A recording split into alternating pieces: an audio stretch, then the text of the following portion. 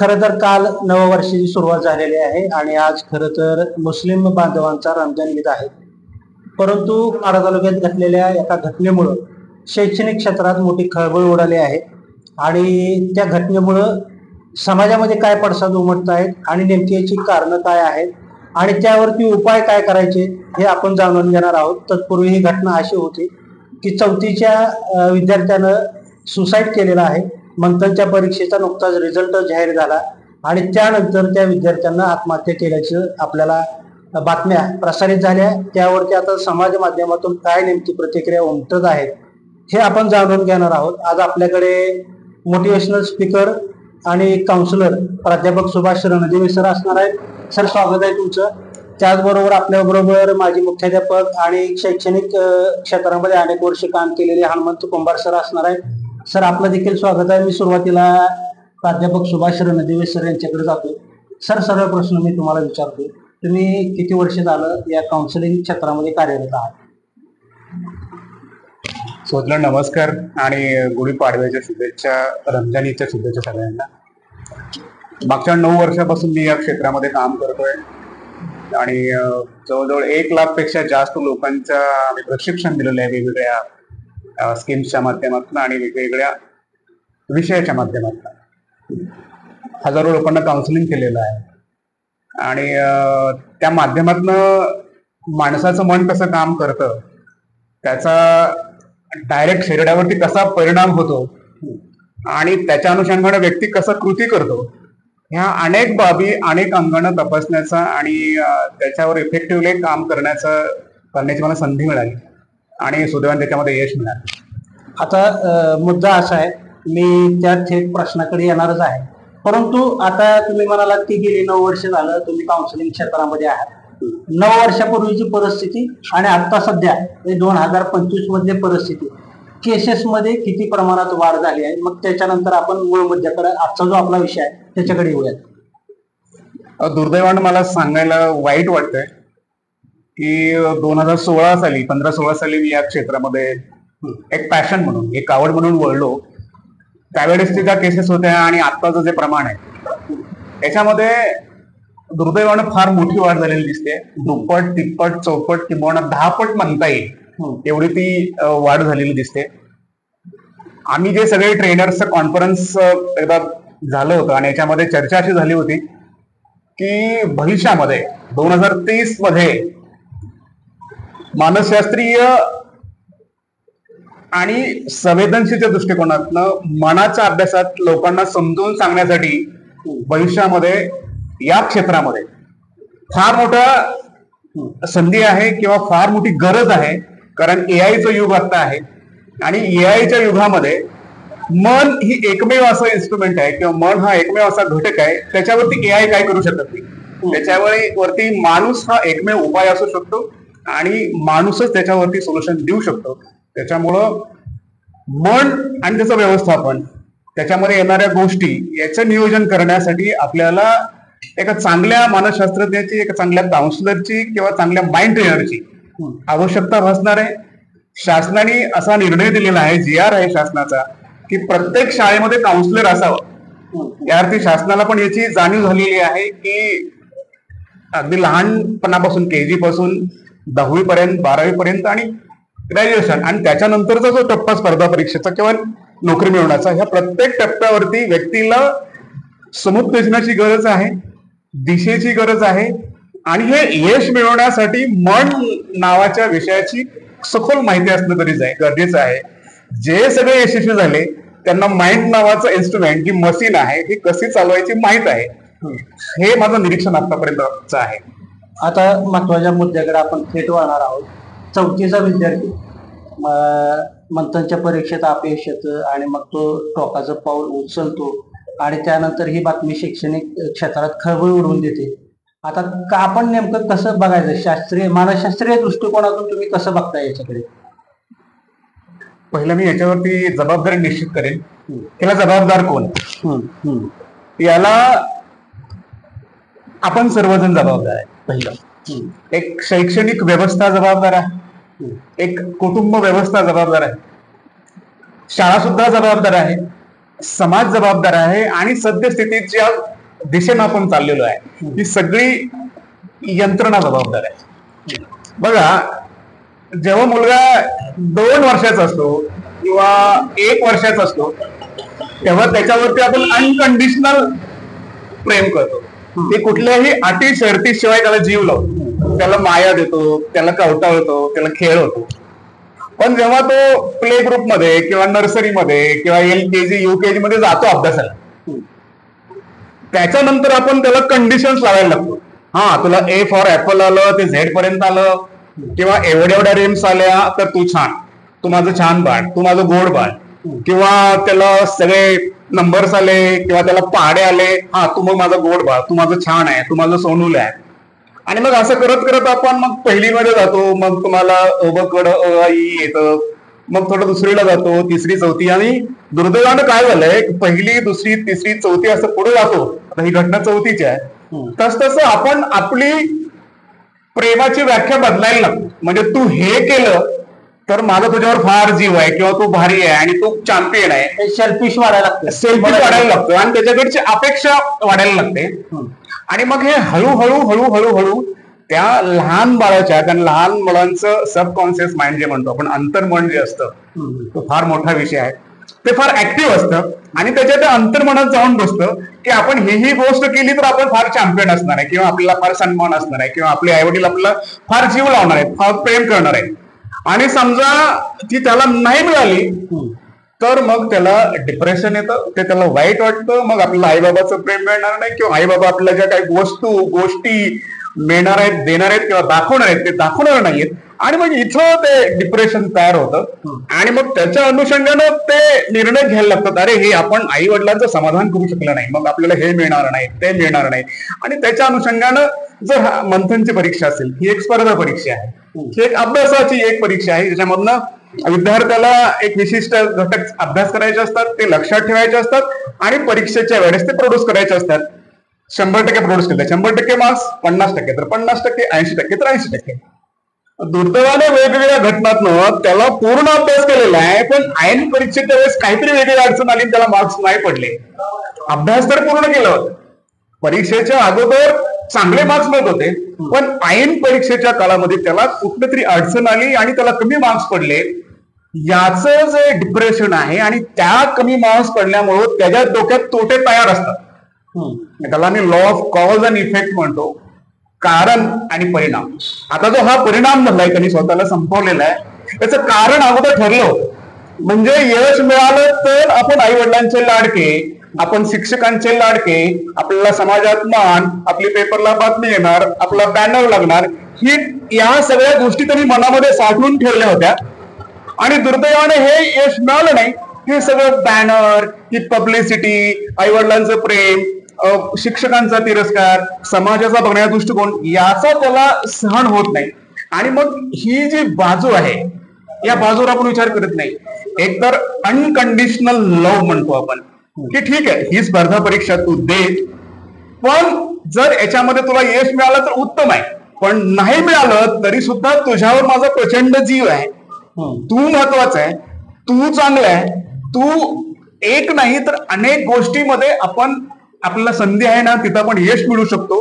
ही भावना सुरुवातीला रुजवायला पाहिजे होती. सुरुवातीला हे रुजवणं व्यवस्थेकडनं, कुटुंबाकडनं असेल, संबंधित शिक्षकांच्याकडनं असेल, समाजाकडनं असेल, ही भावना, ही कारणाची भावना रुजवणं आपल्याला गरजेचं होतं. कारण लाईफ इज अन इको, जे आपण पेरल ते उगवतो.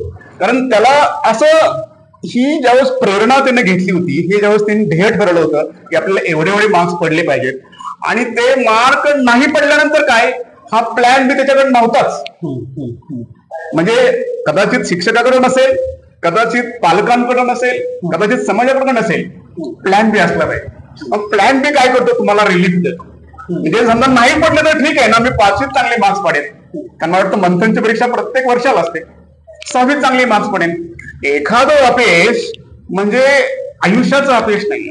तर आता तुम्ही महत्वाच्या मुद्द्यावरती बोललात की अनकंडिशनल लव्ह, की जे मुलांमध्ये पालक सुरुवातीला देतो आणि मग ही पालकांची जी पुनरावृत्ती होते कंडिशनल लव्ह मध्ये, अनकंडिशनल टू कंडिशनल लव्ह. मग त्याचा हा परिणाम असा समजायचा का आपण की, आणि दुसरं महत्वाचं, तुम्ही शैक्षणिक क्षेत्रामध्ये सुद्धा काम करताय, शासनाच्या परिपत्रकानुसार किंवा शासनाच्या परवानग्या नसलेल्या अशा वर्षभरात 5वी असेल 7वी असेल किंवा इतर शैक्षणिक इयत्ता असतील, किती परीक्षा साधारणपणे मुलं देतात? चाचणीची परीक्षा असते, नंतर वार्षिक परीक्षा, साधारणपणे 2 परीक्षा आपल्या काळात असायच्या. पण आता वेगवेगळ्या माझे जे शैक्षणिक क्षेत्रातले मित्र आहे ते काही जण प्रत्येक महिन्याला परीक्षा घेतात, त्यांच्या पातळीवर मंथली चाचणी वगैरे म्हणतात त्याला, बोंडस नाव देतात. काही लोक तुम्ही स्कॉलरशिपचं बघा किंवा नवोदय परीक्षेचा अभ्यास करणारी लोक बघा किंवा इतर ज्या स्पर्धा परीक्षा आहेत त्याचा अभ्यास करणारी लोक बघा, हे तर दररोज परीक्षा घेतात. अर्थात दररोज परीक्षा योग्य आहे का, तर मी सांगेन 100% चूक. कारण परीक्षा म्हणले की एक विशिष्ट प्रकारचा ताण तुमच्या शरीरामध्ये निर्माण होत असतो आणि तो ताण निर्माण झाल्यानंतर त्याच्यावर तुम्ही अभ्यास करायला लागता, त्याच्यावर स्टडी करायला लागता, मेहनत घ्यायला लागता.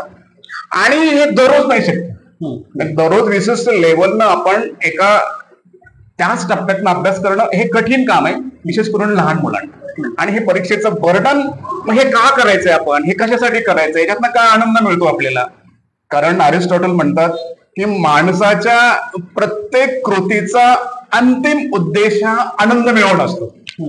आणि मग जे विद्यार्थी असं करतात आणि त्यांना त्या कृतीतनं आनंद मिळत नसेल तर ही मुलं कुठेतरी नैराश्याकडे जातात. मग ही मुलं पालकांना बोलत असतात किंवा शिक्षकांना बोलत असतात, आज नको, आज कंटाळा आलाय. मग तरी पण एक टार्गेट फिक्स केलेलं असतं की आपण इथं यश मिळवायचे आणि हे मिळालं तरच आपण जिंकू शकतो. ही दुर्दैवी बाब आहे. परीक्षेपासून थोडंसं रिलीफ पाहिजे, चेंज पाहिजे. आणि आनंद मिळवण्यासाठी आणि स्वतःतली कला विस्तारित करण्यासाठी किंवा विस्तारित करण्यासाठी आपल्याला अनेक वेगळे अंग आहेत, त्या अंगाला पण आपण टच केला पाहिजे. कारण ही परीक्षा मुळात कौशल्याची नाहीच आहे. ही परीक्षा फक्त माहितीचं सगळं जे भांडार आहे हे सगळं उचलून इथे ठेवायचं आणि नंतर परीक्षेच्या वेळेस इथून काढून त्या पेपरवर उतरायचं. ही काही आयुष्याची परीक्षा नाही किंवा हे असं केलं म्हणून तुम्ही आयुष्यामध्ये यशस्वी होता असं मुळीच नाही. मुळात मी आजोबा निरीक्षण असं आहे, अनेक तज्ञांच्या अभ्यासात असं दिसतंय की खूप सारे मार्क्स पडणारे लोक आयुष्यामध्ये यशस्वी होतात असं नाहीये. पण त्याची निरीक्षण शक्ती दांडगी आहे, ज्याला ताणतणाव व्यवस्थापन, ज्याला अपयश मॅनेज करता येतं किंवा ज्याला एक विशिष्ट ध्येय ठेवून त्याच्यात पुढे व्यवस्थितपणे धावता येतं, अशी माणसं यशस्वी होतात. सगळ्यात यशस्वी माणसं ही सगळ्यात जास्त अपयशी झालेली असतात. हे ज्यावेळेस विद्यार्थ्यांना किंवा पालकांना किंवा समाजाला कळेल त्यावेळेस चांगला सदृढ समाज आपल्याला निश्चितपणे तयार करता येईल. आता ही कालची आत्महत्या आहे, पालकांचं ओझं मुलांच्या ह्याच्यावरती पडतंय, शिक्षकांचं ओझं. अर्थात मगाशी आपण बोललो की स्पर्धा प्रचंड प्रमाणात वाढली, परंतु स्पर्धेमध्ये आपण लंबी रेसकी घोडे बनवता आपण हे घोडेच संपवतो की काय, अशी परिस्थिती सध्या झाली का? कारण वर्षभरात 12-13 परीक्षा होत आहेत. त्याचबरोबर दुसरा प्रश्न असा निर्माण होतोय की शालेय अभ्यासाचं मग काय, आणि याही पलीकडे जाऊन यश मिळवलेल्या मुलांचं आता डिजिटल माध्यम असेल, प्रसार माध्यम असेल, सोशल मीडिया असेल, यातून सुद्धा मग त्यांना प्रसिद्धी देऊन भाव होतोय आणि मग त्याच्यामुळे काही मुलांच्या मनावरती असे इफेक्ट्स होत आहेत असं वाटतंय का? अगदी थोडक्यात. निश्चितपणे हे बघा, 3 Idiots तुम्ही पाहिलं असेल, त्याच्यामध्ये एक छान वाक्य आहे कि दोस्त अगर फेल होता है तो बुरा लगता है, दोस्त अगर फेल होता है तो बुरा लगता है, लेकिन दोस्त अगर फर्स्ट आता है तो बहुत बुरा लगता है. म्हणजे हे स्टेटसच्या माध्यमातनं, या व्हॉट्सअपच्या माध्यमातनं, सोशल मीडियाच्या मीडियाच्या माध्यमातनं किंवा पेपरच्या माध्यमातनं लोकांच्या सांगण्यानुसार हे यश असं एवढं मोठं दिसतंय आणि मग त्याने एवढं केलंय, त्याला एवढे मिळालंय, तुझ्याच वयाचं आहे, तुझ्यापेक्षा कदाचित कमी हुशार आहे पण त्याला किती मार्क्स पडले. आणि ही तुलना त्या पाल्याला किंवा त्या मुलाला डिप्रेशन मध्ये घालते, नैराश्यामध्ये घालते. तुलना करणं हे बावळटपणाचं लक्षण आहे. माशाची, माकडाची, सश्याची, कासवाची एकमेकाची तुलना करणं योग्य नाहीये. कारण मासा जेवढा फास्ट पोहू शकतो तेवढा फास्ट माकड पोहू शकणार नाही, आणि माकड जेवढा कौशल्यानं झाडावरती उड्या मारू शकतं, तेवढ्या कौशल्यानं ससा करू शकणार नाही किंवा कासव करू शकणार नाही. प्रत्येकाची एक युनिक कॅपॅसिटी असते, एक युनिक कॉन्फिडन्स असतो, त्याचा एक इनबिल्ट असतो. म्हणजे मी नेहमी म्हणतो की वी आर पॉवर पॅक्ड. आपण जन्मताच काहीतरी वेगळं घेऊन आलेलो आहे, एक शक्ती घेऊन आलेलो आहे. म्हणजे basically me MSc in agriculture आहे, पण मला सायकोलॉजीमध्ये आवड आहे आणि मी अनेक अतिशय उत्कृष्ट रिझल्ट दिले. म्हणजे अनेक तज्ञांनी नाकारलेल्या लोकांना मी व्यवस्थितपणे सरळ दिशा दाखवण्याचा प्रयत्न केला, त्याच्यामध्ये यश मिळालं. मुद्दा असा आहे की आपला युनिक कॉन्फिडन्स काय आहे, आपल्यामध्ये वेगळं कौशल्य काय आहे, त्या कौशल्य शोधून त्याच्यावर पालकांनी, शिक्षकांनी, कुटुंबातल्या लोकांनी, समाजातल्या जाणकार लोकांनी अभ्यास करून त्याला दिशा देणं गरजेचं आहे. आणि त्याचा आनंद शोधण्यासाठी, कारण प्रत्येक व्यक्ती मूलतः प्रत्येक कृतीतनं आनंद शोधत असतो, तर त्या विद्यार्थ्याला आनंद शोधण्यासाठी मदत करणं हे तुमची माझी प्रत्येकाची भूमिका आहे. तर ही जे करणं हेच खरंच मूळ यश आहे, किंवा त्यासाठी सगळे वातावरण निर्मिती करणं हे आपल्या समाजाचं कर्तव्य आहे. शेवटी आता यावरती शेवटचा प्रश्न, उपाय काय असतील नेमके? त्याच्यावरती मी नेहमी म्हणतो की हा चष्मा आहे आणि सोडला तर हा खाली पडतो. एखादा इमारतीवरून उंचीवर एखादा माणूस पडला तर खाली सोडला तो खाली पडेल. श्रीमंत आहे का गरीब आहे हे गौण आहे, त्याला ढकलत तो खाली पडणार आहे. श्रीमंताला ढकललं की गरीबाला ढकललं माहित नाही का? That is a law of gravitation, नियम आहे. 2 हायड्रोजन घ्या, 1 ऑक्सिजन घ्या, पाणी तयार होतं. इथं तयार होईल, अमेरिकेत तयार होईल, फ्रान्समध्ये, ऑस्ट्रेलियामध्ये. 1 कार्बन घ्या, 1 ऑक्सिजन घ्या, विषारी वायू तयार होईल, कार्बन मोनॉक्साईड. आणखी अधिकचा ऑक्सिजन लावा, कार्बन डायऑक्साईड तयार होईल. याचा अर्थ विश्व जसं नियमाने बनलेलं आहे तसं मन सुद्धा एका विशिष्ट नियमानेच काम करतं. आणि हे मनाचे नियम दुर्दैवाने आपल्या दैनंदिन शिक्षण पद्धतीमध्ये नाहीत, कुठंच नाहीये. ऑस्ट्रेलियामध्ये गेला तर तिथं NLP शिकवलं जातं. NLP म्हणजे न्यूरो लिंग्विस्टिक प्रोग्रामिंग. त्याचा साधा सोपा अर्थ असतो. त्याच्यामध्ये काय असतं, मी स्वतः त्याचा NLP मास्टर आहे. एखादी सवय लावायची कशी किंवा एखादी लागलेली सवय मोडायची कशी हे शास्त्र 4थी मध्ये शिकवलं जातं. पण दुर्दैवानं आपण म्हणतो आपली भारतीय संस्कृती मोठी आहे, पण हे आपल्या शालेय याच्यामध्ये हे नाहीये. एखादी सवय लावायची कशी, ती मोडायची कशी, अपयश पचवायचं कसं, यश मिळवायचं कसं, हे सगळं शास्त्रानुसार चालतं, हे सगळं नियमानुसार चालतं. ज्यांना हे नियम माहीत आहेत ते जिंकतात, ज्यांना हे नियम माहीत नाही ते हरतात. आपले इमोशन्स कसा निर्माण होतात, त्या राग म्हणजे नेमकं काय असतो, भीती म्हणजे नेमकं काय असतं, श्रद्धा म्हणजे नेमके काय असतं, या सगळ्या गोष्टीवरती सविस्तर विवेचन आपल्या पाठ्यपुस्तकामध्ये, दैनंदिन व्यवहारामध्ये आणि दैनंदिन जगण्यामध्ये जोपर्यंत येत नाही तोपर्यंत अशा घटना आपल्याला कमी करता येणार नाही. त्या घटना वाढत राहतील. त्याच्यावर माइंड सायन्स किंवा माइंड ट्रेनिंगचं किंवा मनाविषयी सखोल माहिती अगदी बालवाडीपासून ते विशेष करून 5वी-6वी पर्यंतच्या लोकांना अगोदर दिली गेली पाहिजे. कारण नंतर रेझिस्टन्स येतो मुलांमध्ये, नंतर तर नवीन टाकायची जी भूमिका असते ती कमी होते, घ्यायची भूमिका, ग्रास्पिंग पॉवर कमी राहते. आणि म्हणून माइंडच्या विषयी शास्त्रोक्त माहिती लहानपणीच मुलांना देणं आवश्यक आहे असं मला वाटतं. तर माढा तालुक्यातल्या त्या इन्सिडेंट नंतर आपण प्राध्यापक सुभाष रणदिवे यांच्याशी संवाद साधलेला आहे. अनेक गोष्टी आहेत, मग ते मुलाचं सायकोलॉजिकल असेल, फिजिकल असेल, एज्युकेशनल असेल, टीचर्स असतील, पॅरेंट्स असतील, ह्या सगळ्यांच्या सर्वसमावेशक बाबीनंतर जो रिझल्ट यायचा, कदाचित निगेटिव्ह वाढला तर तो निगेटिव्ह रिझल्ट येईल आणि पॉझिटिव्ह याच्यामध्ये वाढला तर पॉझिटिव्ह रिझल्ट येईल. हे साधा आणि सोपं गणित आहे. बोधरेशन, दबाव, प्रेशर आणि आपली स्वप्न मुलांवरती न टाकलेलं अधिकच बरं होईल, हा साधा सोपा सिद्धांत या ठिकाणी आपल्याला पाहायला मिळतो. ते सांगतायत आवर्जून. सर, मी आपलं मनापासून आभारी आहे की आपण वेळ दिलात.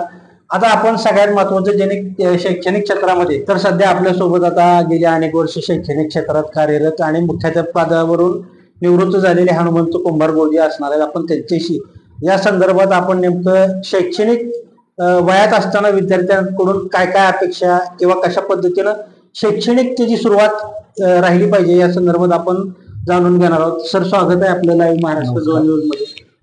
साधा आणि सोपा सुरुवातीला प्रश्न तुम्हाला विचारतो. तुम्ही गेली अनेक 40-50 वर्ष शैक्षणिक क्षेत्रात दान केलेलं आहे शिक्षणाचं, त्यावेळेसची परिस्थिती आत्ताच्या ह्या 5-10 वर्षातलं आपण त्याच्याकडे पाहणार, म्हणजे वेगळ्या दृष्टिकोनात आपण नंतर जाणारच आहोत. पण पूर्वीची जी परीक्षा होती, पद्धती होती, कसं बघता ह्या दोन्हीमध्ये काय आता बदल होत चालले? नमस्कार. प्रश्न अतिशय चांगला विचारलेला आहे. आणि पूर्वीची शैक्षणिक पद्धत जी होती, आजची पद्धत आणि पूर्वीच्या पद्धतीमध्ये खूप अंतर आहे, खूप फरक आहे. पूर्वी 4थीला केंद्र परीक्षा होती, 7वीला केंद्र परीक्षा होती, तदनंतर पुन्हा SSC जी होती जुनी 11वी, त्यावेळेला SSC परीक्षेला जुनी 11वीला SSC म्हटलं जायचं, तशा प्रकारची परीक्षा असायची. आणि त्याच्यानंतर पुन्हा FY BA अशा प्रकारच्या परीक्षा असायच्या. आणि 4थीची परीक्षा, मुलगा 6 वर्ष पूर्ण झाल्याशिवाय पालक मुलाला शाळेतच घालत नाही. आणि शाळेत घातल्यानंतर मुलगा फक्त शाळेत आणून सोडल्यानंतर तो गुरुजींच्या ताब्यामध्ये असायचा. पूर्वी गुरुजी आणि बाई म्हणायचे, आता सर म्हणतात. म्हणजे हा सुद्धा फरक आहे. आणि जो एकदा मुलगा पहिलीच्या वर्गामध्ये आणून दाखल केला, त्यावेळेला बालवाडी अंगणवाडी असणे काही शिक्षण नव्हते. एकदा दाखल केला की अंकलिपीपासून सुरुवात असायची. म्हणजे पुन्हा नंतर पुस्तक, पुन्हा कविता असायचं. इंग्लिशचं शिक्षण सुद्धा 5वी पासून पुढे असायचं. म्हणजे अशा प्रकारची एक पूर्वीची पद्धत होती. पण पूर्वी काय असायचं, जे शिक्षक असायचे ते आपल्या जे ध्येय आहे, उद्दिष्ट आहे, त्या उद्दिष्टाशी एकनिष्ठ असायचे. पूर्वी लाईट नव्हती, शाळेमध्ये फरशी नसायची. अशा परिस्थितीमध्ये शिक्षक ज्यादा तास घेत होते. त्यांना कोणी परिपत्रक काढून सांगितलं नव्हतं की गुरुजी तुम्ही ज्यादा तास घ्या म्हणून. एक त्यावेळेचा जो काळ होता, देवोशनल एक जास्त शिक्षकांकडून मोठ्या प्रमाणात व्हायचं. 4थीला केंद्रामध्ये परीक्षा असल्यामुळं केंद्राचा रिझल्ट 100% लागला पाहिजे, ही गुरुजींची अपेक्षा असायची. पण त्याच्यावर कुठल्या प्रकारचं बोधरेशन त्या मुलावर लादलं जात नसायचं किंवा अपेक्षा लादल्या जात नसायचं. अतिशय मोकळ्या मनानं शिक्षण दिलं जायचं. पाढे असायचे, ते पाढे 1ली 2री मध्येच 21, 31, पावकी, निमकी, अडीचकी, दीडकी हे सगळे पाढे त्यावेळेला पाठ करून घेतात. त्या कालावधीमध्ये, त्या शैक्षणिक ह्याच्यामध्ये मुलांना स्पेसिफिक स्पेस मिळत होता असं तुम्हाला म्हणायचं? हो, त्यावेळेला शाळेचं टायमिंग सकाळी 7:30 ते 10:30 आणि दुपारी 2 ते 5 अशा प्रकारचं असायचं. त्यावेळेला मधल्या वेळेमध्ये मुलं खेळायची आणि नंतर सगळं उठून शाळेमध्ये अभ्यास करून शाळेमध्ये येत होते. म्हणजे अभ्यास, आजची जी परीक्षा आहे, परिस्थिती आहे, आज अपेक्षा इतक्या वाढलेल्या आहेत की त्या अपेक्षा कुणावर लादायच्या इथपर्यंत ह्या अपेक्षा वाढलेल्या आहेत. मुलांची क्षमता पाहिली जात नाही, मुलांची कुवत पाहिली जात नाही, अभ्यासाची त्याची सवय आहे ती पाहिली जात नाही, त्याला अभ्यासक्रम कुठला झेपेल हे पाहिलं जात नाही. फक्त हे स्पर्धेचं युग आहे. आणि या स्पर्धेच्या युगामध्ये इतक्या पालकांच्या अपेक्षा वाढलेल्या आहेत की मुलगा स्पर्धे माझा म्हणजे 100पैकी 100 मार्क मिळवलीच पाहिजे, अशा प्रकारच्या अपेक्षा पालकांच्या वाढलेल्या आहेत. आणि त्यामुळं साधं उदाहरण आपण 10वीचं घेतलं, पूर्वी 6 विषयाची मार्क टक्केवारी धरले जातात, आता 5च विषयाची मार्क धरले जातात. ते सुद्धा जास्तीत जास्त मार्क असणारे विषय टक्केवारी धरले जातात. म्हणजे ही जी 10वी मध्येच विद्यार्थ्याच्या गुणाची सूज आहे असं म्हटलं तर ते चुकीचं होणार नाही. आणि उलट त्याला जर खेळाचे मार्क मिळाले तर 100% पेक्षा ज्यादा होत आहेत ते मार्क. म्हणजे अशा प्रकारची आजची परिस्थिती आहे. पूर्वीच्या परीक्षेमध्ये 4थी 7वीची केंद्र परीक्षा असली, अतिशय चांगल्या प्रकारचं दर्जेदार शिक्षण दिलं जात होतं. शिक्षकच स्वतःला वाहून घेत जात होता. शिक्षक बाकीचे कुठल्याही प्रकारची कामं त्यावेळेला नव्हती, फक्त विद्यार्थी वर्ग म्हणजे वर्ग. अशा आता शिक्षकांना इतर कामं आहेत, तो आज आपला विषय नाही. पण मला मुद्दा असा विचारायचा आहे तुम्हाला की पूर्वी ज्या परीक्षा 4थी 7वी याच्या व्यतिरिक्त आता शासनाच्या परमिशन नसलेल्या परीक्षा सुद्धा वर्षभरात 10-10, 12-12 होत आहेत. मग त्यासाठी मी महत्वाच्या मुद्द्यावरती येतो. शाळेतले आता जे शिक्षक या परीक्षेला बसवण्यासाठी विद्यार्थ्यांचा ठराविक गट करतात, त्यांना वेगळं प्रशिक्षण दिलं जातं. राहिलेल्या मुलांच्या बाबतीत कसं, मग काय आपण काय करणार आहोत? आणि हा मुद्दा जो आहे हे सगळ्याच शाळेमध्ये असं नियोजन केलं जात नाही. काही ठराविक शाळेमध्ये अशा प्रकारचं नियोजन केलं जातं. आता याच्यामध्ये थोडा जर विचार आपण केला, अभ्यासक्रमाच्या बाबतीमध्ये असो, शिकवण्याच्या बाबतीमध्ये असो, ही जी पद्धत आहे तसा विचार शासनाचं धोरण याच्यामध्ये सपशेल चुकीचं आहे. का चुकीचं आहे तर शासन शिक्षकाकडून ज्याच्यासाठी शिक्षकाची नेमणूक आहे अध्यापन करणे, शिकवणे, त्या कामाला वेळ देऊ दिला जात नाही. आणि बाकीचे जे अशैक्षणिक जे कामं आहेत ते शिक्षकाकडे इतकी लादली जातात. कोंबड्या कुत्री मोजणं, विहिरी मोजणं हे काम शिक्षकाचे नाहीत. आणि अशा प्रकारची अनेक अशैक्षणिक कामं शिक्षकाकडे लादली जातात. एक उदाहरण सांगतो. समजा वर्गामध्ये जर बेचा पाडा शिक्षक शिकवत असेल, बे एक बेन बे दोन्ही 4 म्हणेपर्यंत मुख्याध्यापक कागद घेऊन येत आहेत की गुरुजी अशा प्रकारची माहिती द्या ताबडतोब. आणि मग ते शिकवायचं पाढा तसाच राहतोय. ती माहिती तयार करून शिक्षक मुख्याध्यापकाकडे देतात. पुन्हा दुसरी बे दोन्ही 4 बे त्रिक 6 असं म्हणेपर्यंत तिसरी माहिती येते. म्हणजे अशा प्रकारचे माहितीनं शिक्षक बेजार होतोय.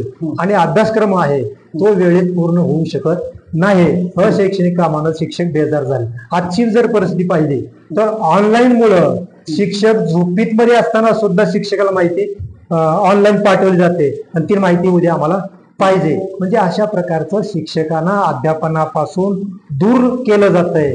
आणि त्यामुळं शिक्षकाच्या अध्यापनाच्या कामावर जेवढ्या शिक्षकांनी लक्ष द्यायला पाहिजे तेवढा वेळ दिला जात नाही. कारण तुम्ही एकीकडे म्हणता की शिक्षकांना अध्यापनासाठी वेळ दिला जात नाही, पण मंथन सारख्या परीक्षा ह्यासाठी आता अनेक एक्स्ट्रा क्लासेस मुलांसाठी तयार केल्या जातात. किंवा मग काही मुलं शिक्षक जे आहेत ते चार्जेस लावून सुद्धा ते काय शिकवणं घ्यायचं असं ह्या परीक्षेसाठी शासनाची परवानगीच नाही. मग अशा परीक्षेला शिक्षकाला वेळ मिळतो कुठून? आणि मग अशा परीक्षा बंद झाल्या पाहिजेत का? 2 मुद्दे. नाही, अशा ज्या परीक्षा आहेत त्याच्यामध्ये मंथन आहे, बुद्धिवंत परीक्षा आहे, पुन्हा शिष्यवृत्ती आहे, नवोदय आहे, सैनिक स्कूल परीक्षा आहे. अशा विविध प्रकारच्या परीक्षा घेतल्या, स्पर्धात्मक परीक्षा घेतल्या. याच्यामध्ये मंथन, बुद्धिवंत हे खाजगी परीक्षा आहे.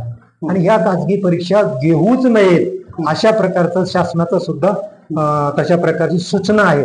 GR आहे असं मी म्हणणार नाही, पण तशा प्रकारच्या सूचना आहेत. ज्या शासकीय परीक्षा आहेत त्याची तयारी करून घ्यावी अशा प्रकारचं एक सूचना असल्यामुळं. पण शिक्षकांची काय भूमिका आहे, पालकांची काय भूमिका आहे, याच्यामध्ये पालकांची ज्यादा भूमिका आहे की माझा मुलगा मधुमिका बसला पाहिजे, माझा मुलगा बुद्धिवंतला बसला पाहिजे, माझा मुलगा नवोदयला बसला पाहिजे, सैनिक स्कूलला बसला पाहिजे, शिष्यवृत्तीला बसला पाहिजे. अशा प्रकारच्या पालकांच्या ज्या अपेक्षा आहेत त्या अपेक्षेमुळे शिक्षकांना सुद्धा तशा प्रकारच्या परीक्षेला बसवावं लागतंय. कारण पालकाच्या अपेक्षा आहेत. पालकाला माहित नाही आपण किती शाळेत असताना आपण किती अशा परीक्षा दिलेल्या आहेत, हा मागं जाऊन पालक बघत नाही. पण आज ज्या स्पर्धेच्या युगामध्ये त्याला वाटतं की माझा मुलगा चमकला पाहिजे. तुमच्या दृष्टिकोनातून आता ही सगळं स्पर्धेचे युग आहे, प्रचंड स्पर्धा वाढलेली आहे, परंतु कुठेतरी मुलांच्या मनावरती असेल किंवा शारीरिक असतील त्याच्यावरती प्रचंड दबाव आहे, ताण आहे, तणाव आहे. आणि अशातून मग अशा टोकाचे पाऊल काय आता घटना. मी काल परवा एक सर्वे पाहिला, हे दोघांसाठी पण महत्वाचा मुद्दा आहे की शासन ओरडत होते की शेतकऱ्यांच्या आत्महत्या राज्यात वरचेवर आहे. परंतु काल परवा जो दिल्लीत सर्वे झाला त्या संस्थेनं जाहीर केलं सरळ की आता शेतकऱ्यांच्या आत्महत्या मागं पडलेल्या आहेत, परंतु विद्यार्थ्यांच्या आत्महत्याचा आकडा त्याच्या पुढे जातोय. आता विद्यार्थ्यांसाठी तुमच्या दृष्टिकोनातून अशा घटना घडू नये म्हणून तुम्हाला काय वाटतं, कशा पद्धतीने आपल्याला रोखता येतील ह्या सगळ्या बाबी? माझा मुद्दा पहिला राहील की घरामध्ये पालकामध्ये संवाद नाही. मग वडील असतील, आई असेल, मुलं असतील, यांच्यामध्ये संवाद नाही. सुसंवाद तर लांबच राहील. कारण घरी आई आले तर काम बघते, स्वतःचा मोबाईल काढते बसते. वडील आले स्वतःच काय घरातलं बघते, तेवढं मोबाईल आला की काढून बसतात. चला मोबाईल वर वेळ नको, दुसरा मुद्दा सांगा. नाही, याच्यातून काय पाहिजे, आज जे श्रावण बाळ असेल, एकलव्य असेल, त्याचप्रमाणे ध्रुव बाळ असेल, अशा प्रकारच्या ज्या घटना आहेत हे मुलांच्या समोर तुम्ही मांडा ना. तानीसारखा सिनेमा आहे, कधी मुलांसमोर मांडलाय हा तानीसारखा सिनेमा? तानीचे किती हाल अपेष्ट झाले, किती हाल अपेक्षेतून त्यांना IAS ची परीक्षा पास दिली, IAS परीक्षा मुलाखत देताना सुद्धा टीचर किती आघात झाले. अशा प्रकारचे जे तानीसारखा सिनेमा मांडा ना मुलांच्या समोर, दाखवा ना मुलांना. अशा प्रकारचं दाखवणं गरजेचं आहे. आणि अशा प्रकारचं दाखवलं गेलं तर मुलांची मानसिकता निश्चितपणे खंबीर होईल. आणि अशा प्रकारच्या ज्या घटना आहेत आत्महत्या करणं ह्या निश्चितपणे थांबतील. आणि त्याचप्रमाणे ताणतणाव जे आहे, मोबाईलमुळे ताणतणाव वाढतोय, टीव्हीमुळे तणाव वाढतोय. आणि या ताणतणावाच्या ज्या घटना आहेत त्या ताणतणावाच्या घटना कमी करण्यासाठी हे संवाद घरात कुटुंबामध्ये संवाद असणं गरजेचं आहे. त्याच्यातून सुसंवाद जर घडला तर निश्चितपणे वातावरण घरातलं चांगलं होईल. आणि घरातलं वातावरण चांगलं झालं की त्याच्यामध्ये कुठल्याही प्रकारचा तणाव राहणार नाही. त्याला सांगितलं आता मंथनची परीक्षा आहे, शिष्यवृत्तीची परीक्षा आहे, जरी तू याच्यामध्ये कमी मार्क पडले तर तू स्वतःहून कुठल्या प्रकारचं वाईट वाटून घेऊ नको, कमी मार्क पडले म्हणून. आणखी पुन्हा परीक्षा आहेत आपल्याला, पुन्हा परीक्षा देऊ आपण. त्याच्यामध्ये अशा प्रकारे मानसिकता विद्यार्थ्याची तयार करणं ही पहिल्यांदा पालकाची जबाबदारी आहे आणि नंतर शिक्षकाची जबाबदारी आहे.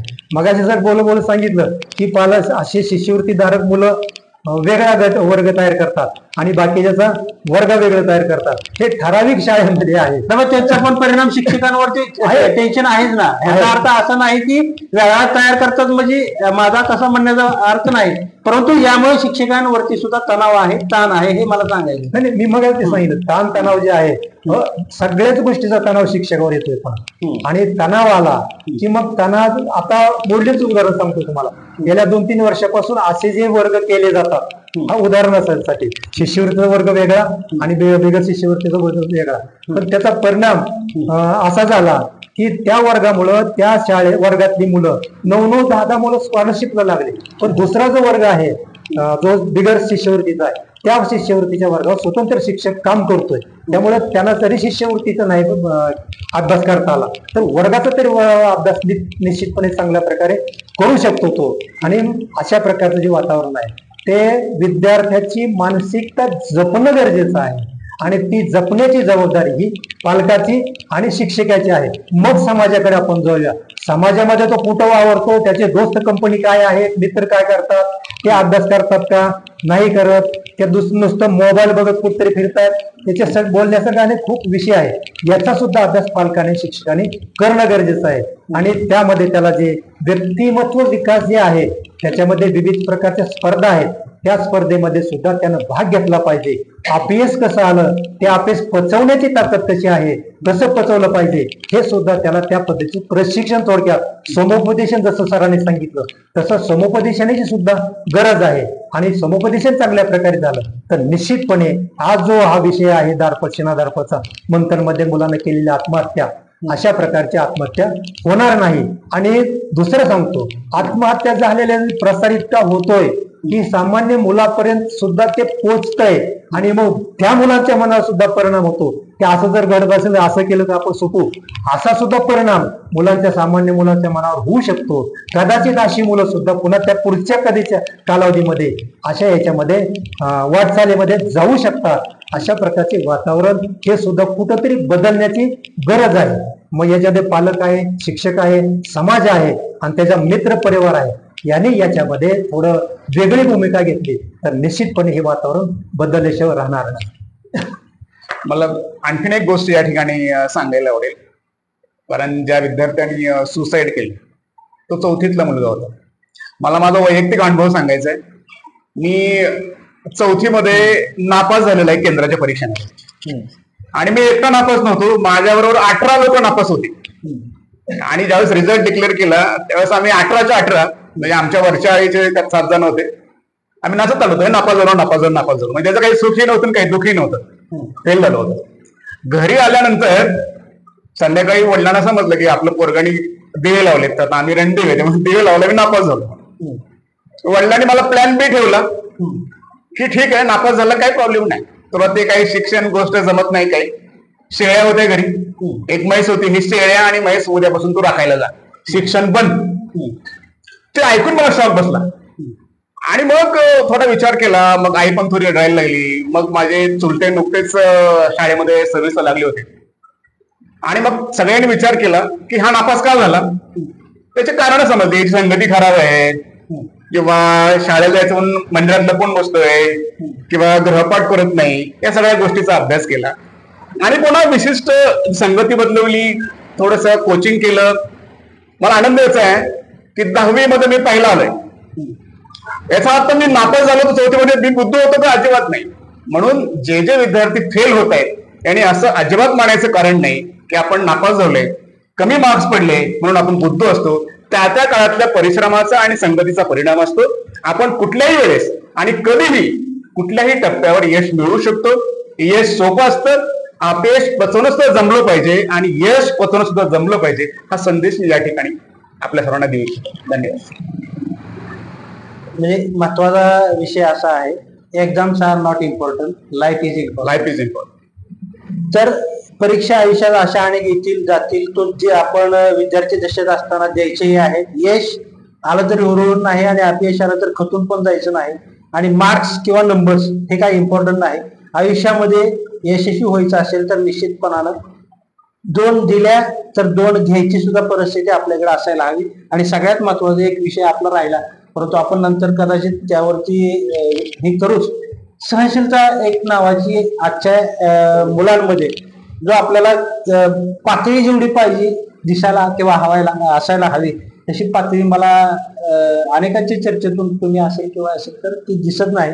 सहनशीलता येण्यासाठी आणण्यासाठी मुलं निश्चितपणानं मैदानावरती सुद्धा गेले पाहिजेत, कारण अपयश पचवायची ताकद मैदानावरती येते. आणि आत्ताची पिढी जी आहे ती सकाळी 5:30 वाजल्यापासून जी बिजी आहे ती रात्री 11 वाजेपर्यंत आहे. खाजगी क्लासेस असतील, प्रायव्हेट क्लासेस असतील, अभ्यास असेल, अनेक परीक्षा असतील, परंतु त्यामधून सुद्धा पालक, शिक्षक आणि विद्यार्थी यामधलं जे रिलेशन आहे ते हेल्दी असायला हवं, संवाद साधायला हवा, सुसंवाद साधायला हवा. आणि सगळ्यात महत्वाचं, बाल्यावस्थेत असताना मुलांना चांगल्या पद्धतीनं पॉझिटिव्ह जे काय होईल त्याच्याशी आपण ऍक्सेप्ट करू आणि तुला मात्र पुढे जायचंय हा संदेश वारंवार जर मुलांच्या मनावरती बिंबवला तर निश्चितपणानं अशा दुर्दैवी घटना घडणार नाहीत.